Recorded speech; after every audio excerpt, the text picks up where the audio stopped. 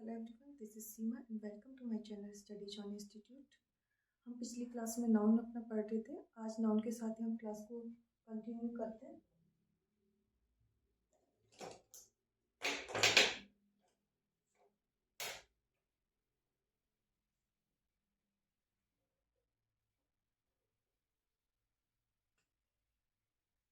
आज हम noun case की बात कर लेते हैं। Noun case, okay. अब नाउन केस में हमारा आएगा जैसे subjective case, objective case, vocative case. जैसे नाउन केस में हमारा आएगा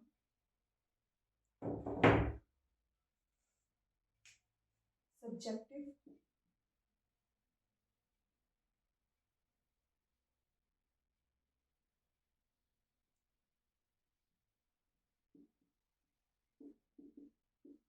या नॉमिनेटिव केस, ठीक है। एंड जैसे नाउन, जहाँ पे सब्जेक्टिव केस कौन सा होता है, जहाँ पे हमारी noun as a subject use हो रही होती है। एंड नॉमिनेटिव केस और सब्जेक्टिव केस सेम होता है। एंड उसके बाद है accusative and objective case.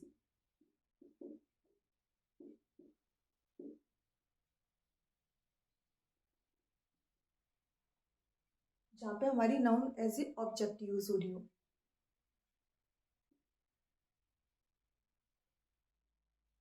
Vocative case,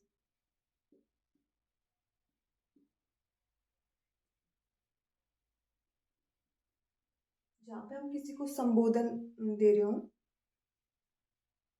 and possessive case,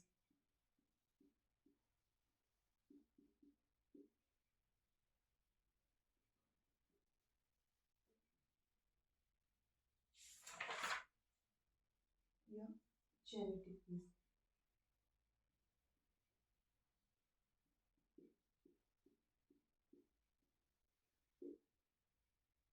जहाँ पे हम ओनरशिप की बात कर रहे हो या फिर रिलेशन की बात कर रहे हो, वहाँ पे हमारा होगा पजेसिव केस। जैसे मेरी गाड़ी, मेरा घर, ओके।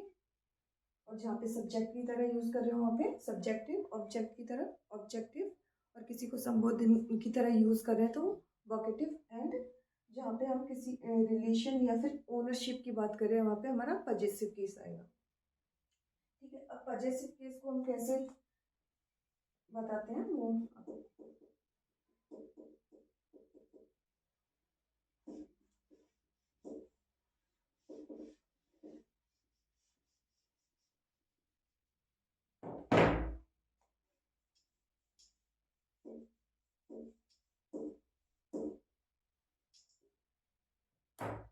जैसे अगर हमारी लिविंग नाउन है, पजेसिव केस को जनरली कैसे बताते हैं। लिविंग नाउन है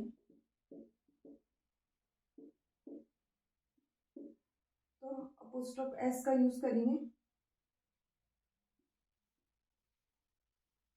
और प्लस एस का यूज करेंगे और पजेशन को शो करेंगे,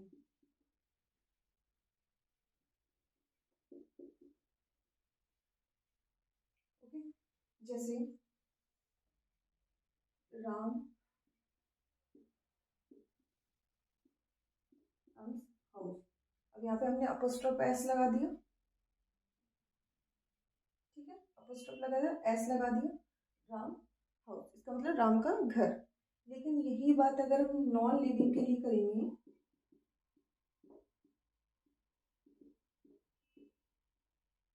तो हम करेंगे position plus of plus non living noun, okay. जैसे चेयर्स डिजाइन,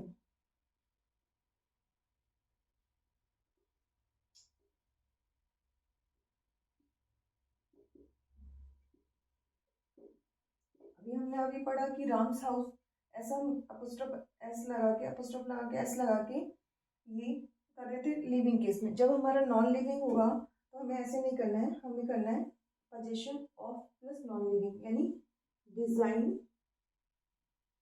ऑफ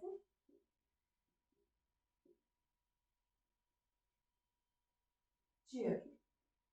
ठीक है, नॉन लिविंग केस में हमें ऐसे करना है, जैसे ट्रीज, शेडो। ये हमारा नॉन लिविंग केस है, तो नॉन लिविंग में करेंगे हम शेडो ऑफ ट्री। ओके, यानी कि जब हमारा लिविंग होगा तो अपोस्ट्रोफ एस लगा के डायरेक्ट हम जो भी थिंग उसको लिख देंगे, पोजीशन जिसका शो कर रहे हैं। नॉन लिविंग होगा तो position plus of plus non living noun का यूज करेंगे। ठीक है,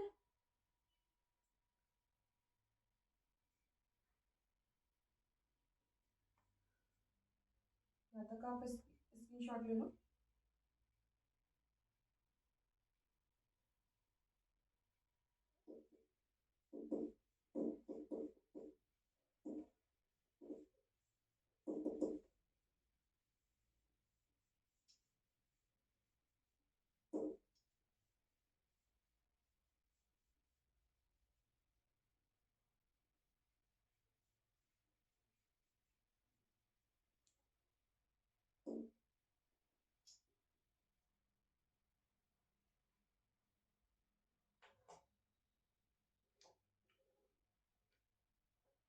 अब कहीं पर हमें पर्सनिफिकेशन देखने को मिलता है जहाँ पे हम नॉन लिविंग थिंग्स को एज ए ट्रीट करते हैं लिविंग थिंग की तरह। जैसे कभी कभी कवि की जैसे कल्पना होती है जिसमें ऐसे वो कई दफ़ा वो ऐसे बोल रहा होता है कि सूखी धरती को देख के ऐसे लग रहा था मानो धरती रो रही हो। अब धरती नॉन लिविंग है वैसे, तो वो रो तो नहीं सकती है, लेकिन कवि उसे क्या मान के चल रहा है, जैसे एज ए मदर मान के चल रहा है।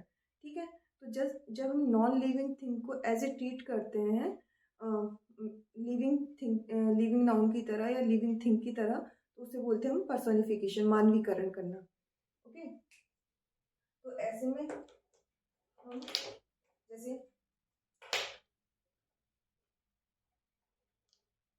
कुछ एग्जांपल्स हैं।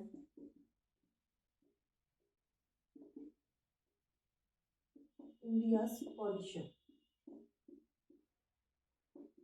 आप इनका पजेसिव बना के देखो, जब तक मैं नोट कर लूँ फिर मैं आपको करवाती हूँ।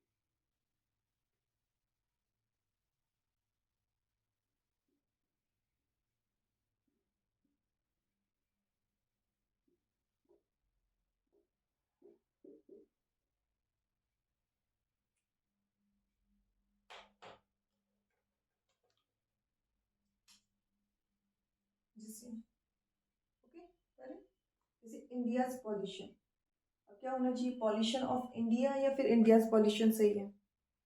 तो ऐसे में देखो, अब पॉल्यूशन किसकी वजह से होता है, हम लोगों की वजह से। ठीक है, अब इसमें इंडियाज पॉल्यूशन बिल्कुल सही होगा क्योंकि ये लोगों की वजह से हो रहा है, पॉल्यूशन हो रहा है। दिल्लीज हिल्स, तो इसमें होगा hills of Delhi as a non living. ठीक है, एंड मंडेज वर्क, अब वर्क कौन करते हैं, लोग करते हैं, तो ये बिल्कुल सही होगा। ठीक है, अब अर्थ, अर्थ्स ब्यूटी, ब्यूटी किसे अट्रैक्ट करती है, हमें, तो ये बिल्कुल ठीक है। एंड जनवरी ड्यूरेशन, तो इसका होगा ड्यूरेशन ऑफ जनवरी। ठीक है, यानी जो भी फैक्ट्स हमसे रिलेटेड है, मानव से रिलेटेड है, तो उनमें हम डायरेक्ट अपोस्ट्रोफ एस का यूज़ करेंगे। उसके लिए हम ऐसे as a non living treat नहीं करेंगे, as a living noun treat करेंगे, ठीक है। और कई दफ़ा हमें जैसे इडम्स एंड फ्रेजेस होते हैं, और जैसे ब्रह्मांड की कोई वस्तु होती है, उनके लिए उनके आगे अपोस्ट्रोफ एस लिख रहा होता है, तो हम उससे गलत नहीं मानेंगे, वो हमारा सही होगा, ठीक है। अब जैसे एग्जाम्पल और मैं समझाती हूँ, जैसे मनाली क्राउड,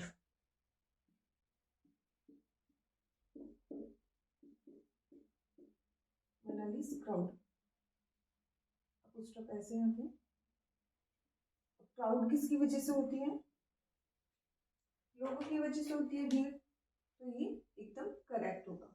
ये मैं अब आपको बता रही थी पर्सोनिफिकेशन में, ठीक है। नॉन लिविंग को एज ए ट्रीट करते हैं लिविंग नाउन की तरह।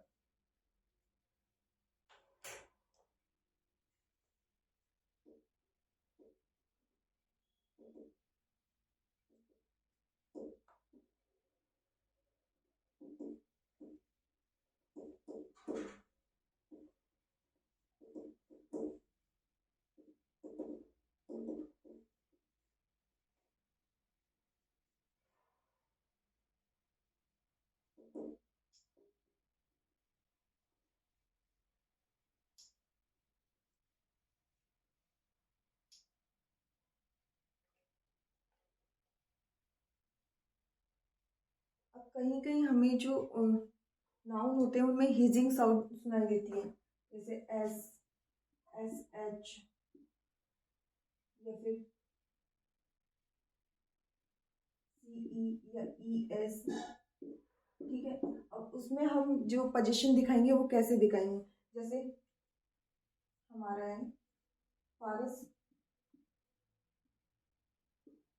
हाउस, मैंने आपको बताया जब लिविंग नाउन की बात होती है तो हम क्या करते हैं, अपोस्ट्रोफ एस लगा देते हैं, यस। एंड अब देखो यहाँ पे एस ऑलरेडी हमारा है, और यहाँ पे हम दोबारा लगा देंगे, तो क्या होगा, हमें हीजिंग साउंड सुनाई देगा। तो ऐसे में हम कर लेंगे सिर्फ पारस एंड अपोस्ट्रोफ एस लगा देंगे एंड हाउस,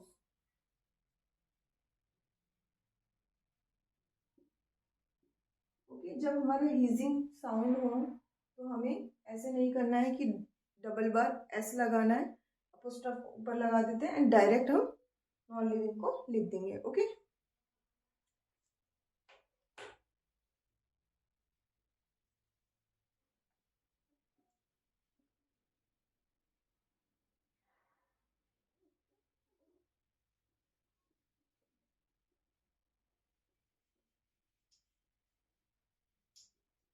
कहीं कहीं हमारा पजेसिव केस होते हैं, जैसे योर, माई, ये सब, जैसे माई, अवर, योर।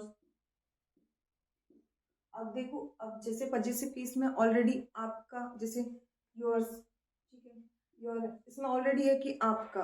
अब आपका का, अब अपोस्ट्रोफ एस का लगाते हैं, जैसे पजेसिव केस बनाते हैं, इसका मतलब क्या हुआ, हम का की यूज करते हैं, का की के, ठीक है। अब ऑलरेडी आप इस यहाँ पे लिख रहा है आपका, ठीक है, पजेसिव केस में यही होते हैं जो पजेसिव, ठीक है। अब उसके बाद हम अपोस्ट्रोफ एस लगाएंगे, तो इसका मतलब क्या हुआ, एक और का जुड़ गया हमारा, तो वो गलत होगा। तो ऐसे में हम क्या करेंगे, जो हमारे पजेसिव केसेस होते हैं, पजेसिव प्रोनाउन होते हैं ना,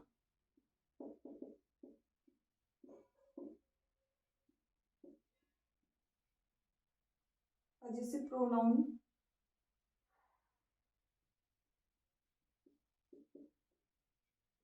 में अपोस्ट्रोफ एस का यूज नहीं करते, ठीक है। जब हम पजेसिव प्रोनाउन की बात करें, जैसे माई, अवर, योर्स, ठीक है, his, her, its and their, ठीक है, इसे नोट डाउन कर लो। जब हमारा पजेसिव केस होंगे तो हम अपोस्ट्रोफ एस का यूज नहीं करते हैं, क्योंकि उसमें ऑलरेडी जो हमारा पोजीशन है वो छुपा होता है, ठीक है।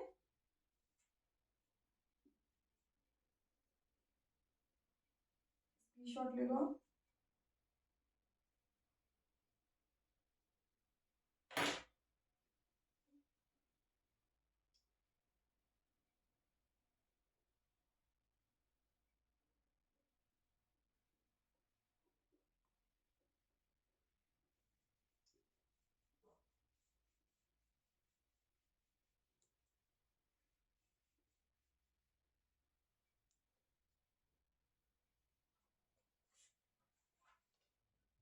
अब हम एक और कॉन्सेप्ट की बात कर लेते हैं, इट्स पोजीशन की। जैसे इट्स एंड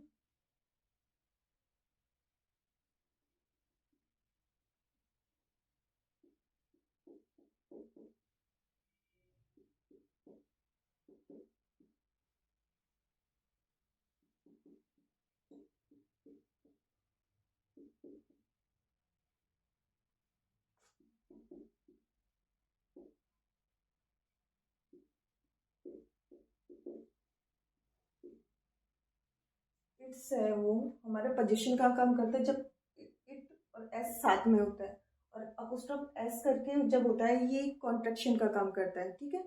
जैसे एग्जाम्पल है, the book is famous for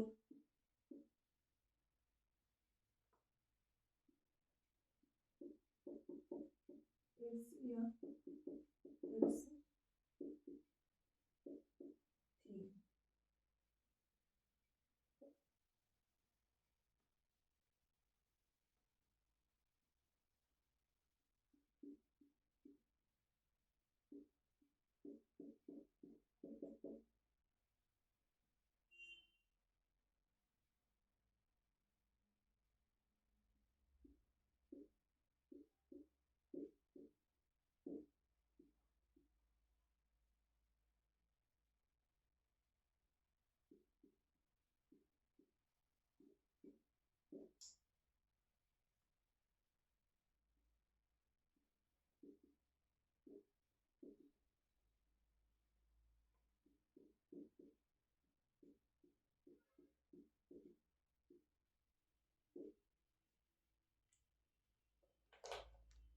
अब आप यहाँ पे बताएं कि इस पोजीशन का होगा या इट इज, इसका मीन्स होता है कॉन्ट्रैक्शन फॉर्म में इट इज, ओके। इसकी कॉन्ट्रैक्टेड फॉर्म होती है, जैसे मैं आपको बताती थी ना, हैज नॉट को हैजंट बोलते हैं जैसे। तो जैसे the book is famous for its या इट इट इट्स या it's my duty to teach you, the bank maintain its या इट रूल, ठीक है। अब आप बताइए इसमें क्या होगा। अब देखो, the book is famous for it's theme, तो पोजीशन की बात करें, उसी बुक की थीम की बात कर रहे हैं, तो हमारा क्या होगा, पोजीशन की बात कर रहे हैं तो इट्स, ओके। अब इट्स और it is my duty to teach you, तो इसमें कहीं पोजीशन की बात नहीं है, तो यहाँ पे होगा हमारा इट इज। और the bank maintain it's it is rule, तो ये पोजीशन की बात है कि बैंक अपनी बात कर रहा है कि वो अपने रूल को मेंटेन करता है, तो ऐसे में होगा हमारा इट्स, ठीक है। तो इट्स एक तो पोजीशन की तौर पे, और इट इज कॉन्ट्रैक्शन के तौर पे हमारा यूज होता है, ठीक है।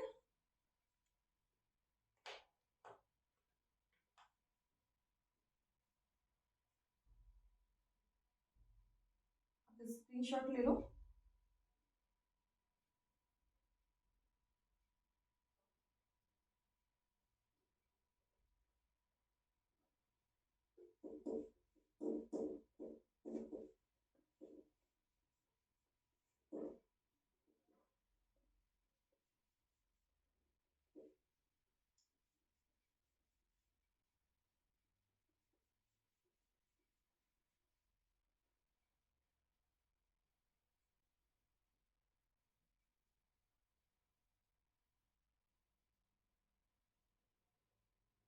अब हम बात कर लेते हैं सीक्वेंशियल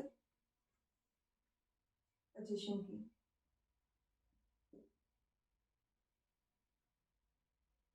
सीक्वेंशियल पोजीशन,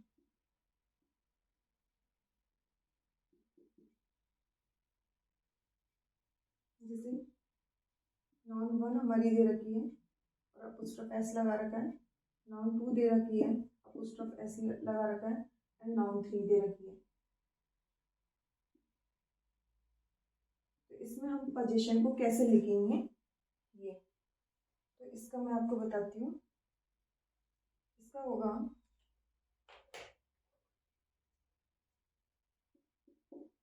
N3, अभी एग्जांपल से आपको अच्छे से समझ आ जाएगा, plus of N1 apostrophe S and N2, ठीक है।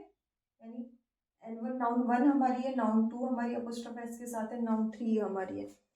तो हम उसे चेंज करेंगे, तो N3 नाउन 3 को पहले ले आएंगे, ऑफ लगा देंगे, एंड नाउन 1 को ले आएंगे अपोस्ट्रोफ एस लगा के, एंड देन नाउन 2 को लिख देंगे। देखो एग्जांपल से मैं आपको समझाती हूँ। राहुल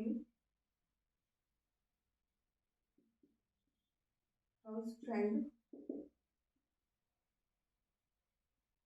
फ्रेंड्स फादर,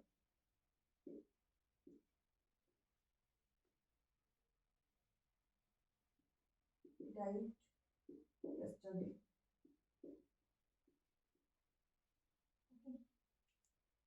अब यहाँ पे हमारा ये देखो N1 हुआ, अपोस्ट्रोफ एस लग रहा है, ये हमारा N2 हुआ, नाउन 2 हो गया, एंड ये हमारा नाउन 3 हो गया। अब इसको हमारे रूल के अकॉर्डिंग चेंज करेंगे, तो हमारा आ जाएगा फादर, फिर उसके बाद ऑफ प्रपोजिशन का यूज कर लिया, यानी पोजीशन के लिए ऑफ का करते ऑफ, फिर हमने यूज किया N1 अपोस्ट्रोफ एस, राहुल्स, फिर N2 फ्रेंड,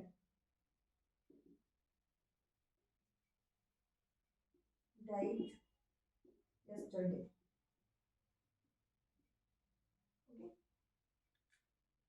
यानी कि Rahul's friends father died yesterday, हमारा N1 हो गया, N2 हो गया, N3 होगा। हम N3 को सबसे पहले ले आएंगे, देन N1 को ऐसे कैसे, एंड सेकंड, मतलब ऐसे से हम ऐसे रोटेट होंगे, पहले इधर आए, फिर इधर से हम इधर चलें। ओके,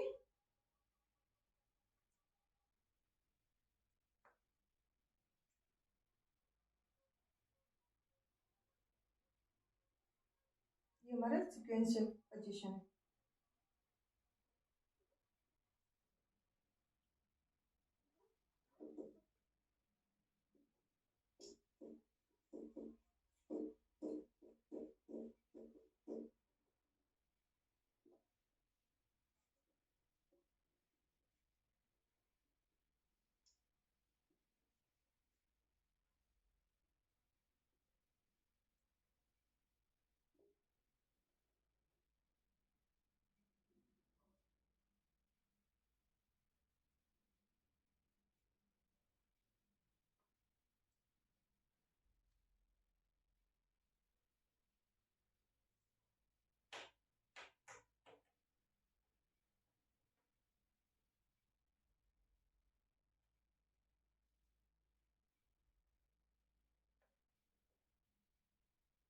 अब हम बात करेंगे कॉमन पोजीशन की।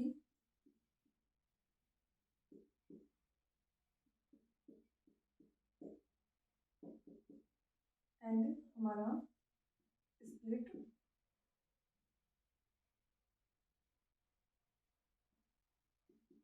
पोजीशन।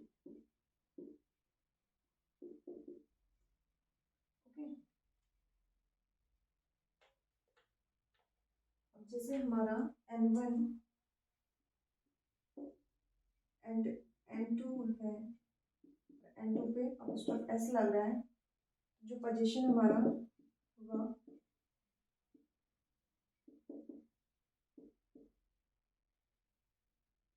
तो जो उसके बाद होगा वो सिंगुलर भी हो सकता है एंड प्लूरल भी।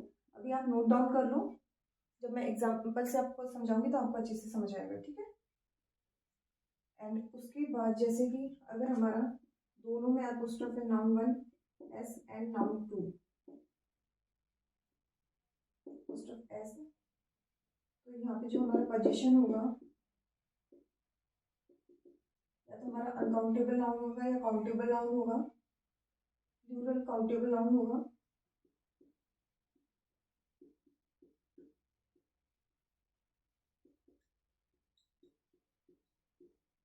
या फिर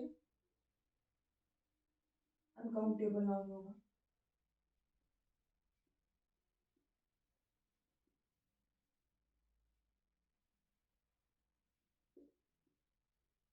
अनकाउंटेबल दिखाइए, ओके।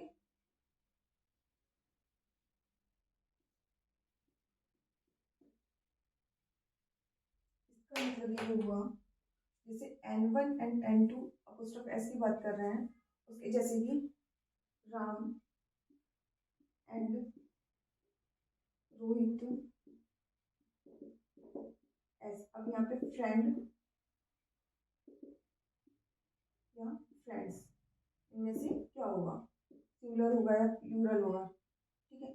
अब ये देखो, ये जो बात कर रहे हैं राम एंड रोहित, तो देखो इनकी जो फ्रेंड्स हैं वो इसमें सिंगुलर और प्लूरल दोनों हो सकते हैं, क्योंकि दोनों के फ्रेंड कॉमन भी हो सकता है तीसरा कोई फ्रेंड दोनों का कॉमन हो, और ऐसा भी हो सकता है दोनों के फ्रेंड अलग अलग हो। इसके बाद जब हम ऐसे आएगा हमारा first noun and second noun, उसके बाद अपोस्ट्रोफ एस, तो उसके बाद जब हम यूज़ करेंगे नाउन को, वो हमारी प्लूरल भी हो सकता है, जो वर्ड हमारा होगा वो सिंगुलर भी हो सकता है, ठीक है। लेकिन जब हम बात कर रहे हैं, इसका मतलब ये कि वो कॉमन उनके लिए कॉमन भी हो सकता है और उनके लिए डिफरेंट भी हो सकते हैं। एंड जब हम बात कर रहे हैं N1 एंड N2 की, तो वो हमारे लिए जैसे राम एंड रोहित,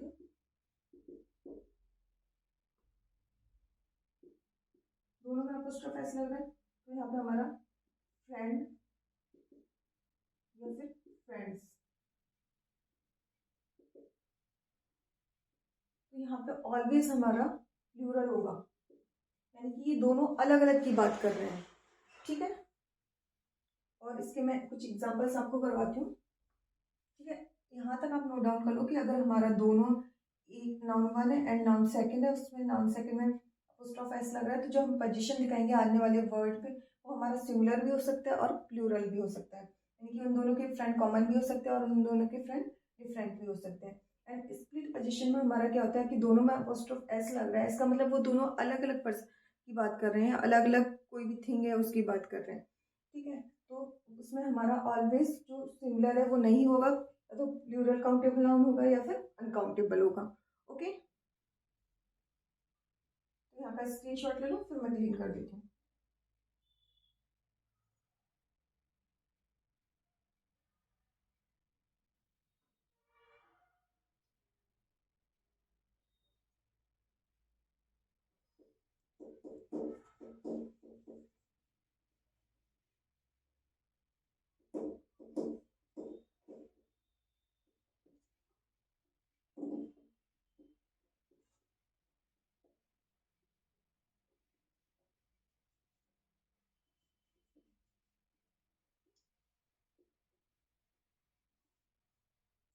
मैं कुछ एग्जांपल्स आपको करवाती हूँ।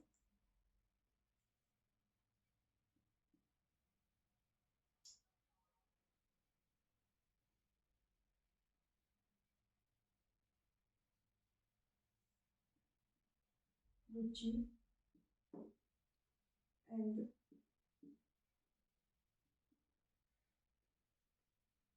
आरव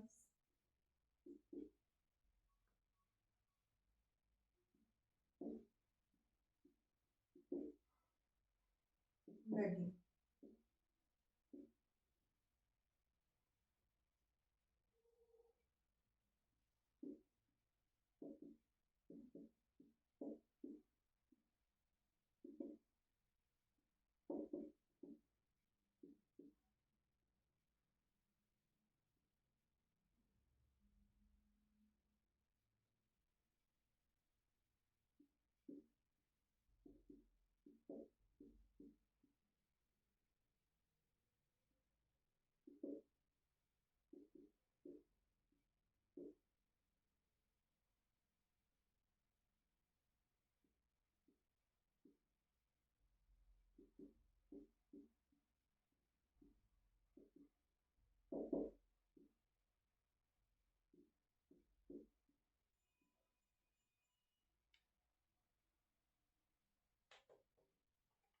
अब यहाँ पे देखिए रुचि एंड आरव्स वेडिंग, अब दोनों की वेडिंग है तो यहाँ पे प्लूरल नहीं होगा क्योंकि वेडिंग तो दोनों की एक साथ ही होगी, तो यहाँ पे हम एक के साथ एपोस्ट्रोफ एस आएंगे, ठीक है। अब है India's and China's culture, culture हमारा अनकाउंटेबल नाउन होता है, ठीक है। अब इंडिया एंड चाइना का कल्चर है वो हमारा अलग होगा, तो सेम वही चीज़ है, स्प्लिट पोजीशन की बात कर रहे हैं तो वहाँ पे हमारा या तो हो रहा था अनकाउंटेबल नाउन का यूज़ हो रहा था या फिर प्लूरल काउंटेबल नाउन का यूज़ हो रहा है, तो ये हमारा ठीक है। And India's and China's LAC line of actual control, अब लाइन ऑफ एक्चुअल कंट्रोल दोनों की कॉमन है, तो जब कॉमन पोजीशन होता है तो हमारा एक के ऊपर हम अपोस्ट्रोफ एस लगा देंगे, India and China's LAC. And Rekha's and Priya's husband, अब ये दोनों स्प्लिट पोजीशन की बात करें, हस्बैंड दोनों के एक तो नहीं होंगे, दोनों के जनरली हो सकता है बट जो मेनली होता है वो अलग अलग होता है, ठीक है। तो यहाँ पे हम हस्बैंड की जगह प्लूरल का यूज करेंगे हस्बैंड्स, ठीक है। यहाँ तक की बात समझ आ गई, बाकी का हम कल की क्लास में पढ़ेंगे और पिछली क्लास का आप रिविजन करके आए।